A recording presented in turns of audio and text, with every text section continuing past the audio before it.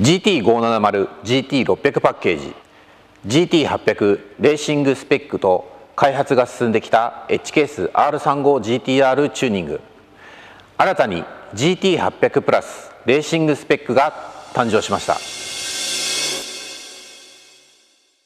この GT800 プラスは GT800 をベースに新たに開発されたエンジンパーツ、カムシャフト、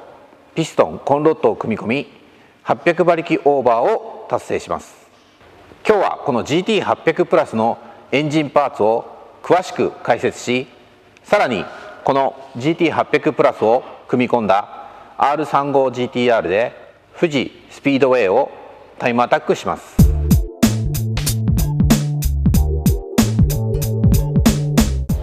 GT800 レーシングパッケージをさらに高出力化するためのカムシャフト、バルブスプリング、ピストン、コンロッドからなる800プラスを開発しました。まずはカムシャフトなんですけれども、今までカムシャフトの設定はなかったんですけれども、800馬力以上の出力にはカムシャフトの必要性が出ますので、今回新しくカムシャフトを設定しております。でインテークの方は純正が238度に対して、商品の方が270度、エキゾーストの方が純正が248度に対して278度という高解度の設定になっております。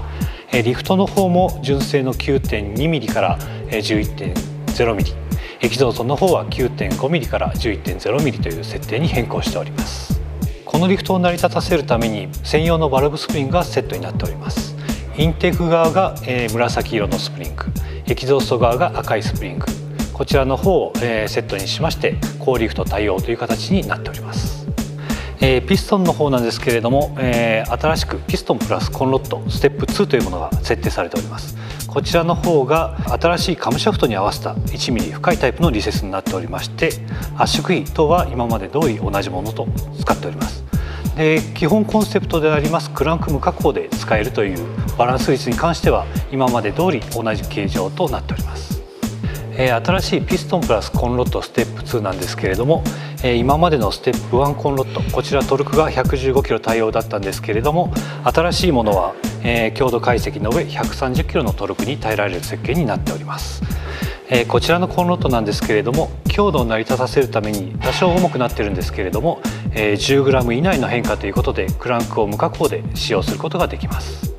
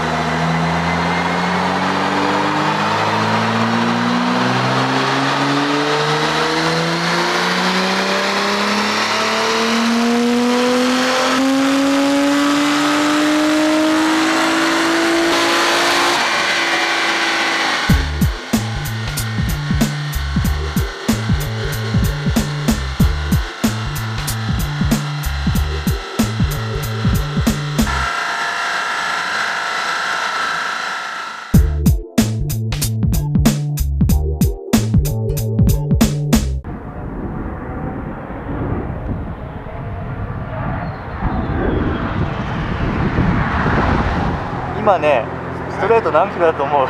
知らない。300いくつ？314。もうじきレボっすよ。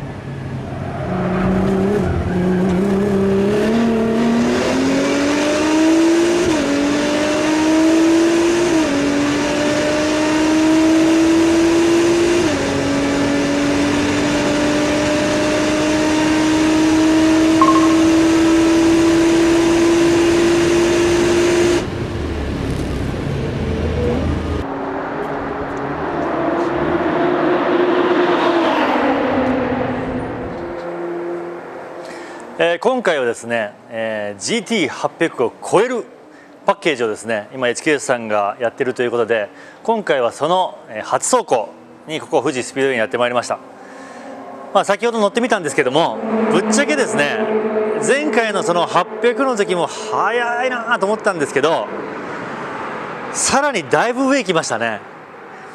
もうなんか聞こえてくるエンジン音もだし、こうグッてくる加速感もだし、とにかくもう最終コーナー抜けてきて、もう各ギアのね、上げる速度も速いし、この回転が上がっていく速度も速いんですよ。そしてそのフィニッシュライン、セガサミのところでは280キロを超えてて、いつもだったら向こうのもうブレーキング手前のこのパナソニックのアーチを超えるぐらいの辺で280を超えていくぐらいだったのに、今回はですね段違いの速さを今この車は出しています。非常に楽しい仕様ですけど